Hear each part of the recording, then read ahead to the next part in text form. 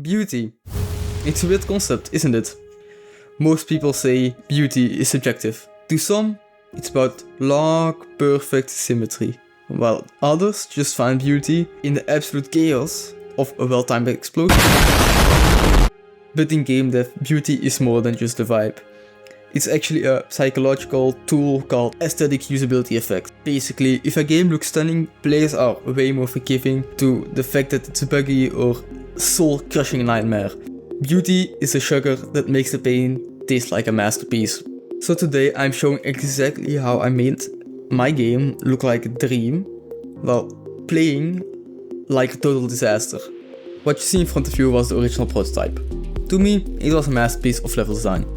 To my testers on the other hand, it was a digital purgatory.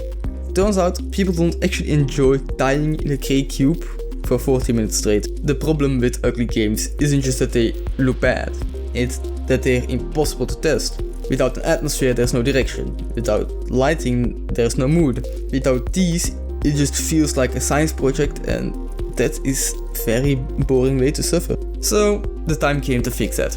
I started in by layering the Beauty starter pack. Volumetric fog, dynamic lighting, and enough particle effects to make a modern GPU sweat a bit.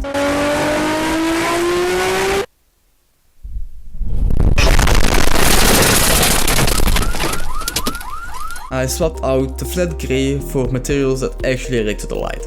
I added fog to create depth and particles to make the air feel alive for once. It started to finally look like an actual game.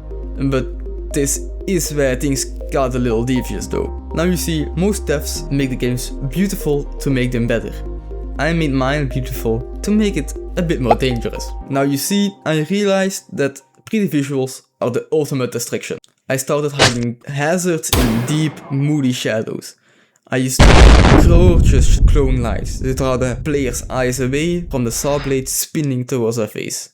I used the atmosphere to create tension, making the player hesitate in the exact spot where they should be running. So, I was done. It was time to finally bring back the testers and see the result. Tiny spoiler alert, it was a lot of beautiful suffering. They were still dying, they were still raging, but now they were coming back for more. Because even when the game is a total nightmare, turns out people will tolerate a lot more pain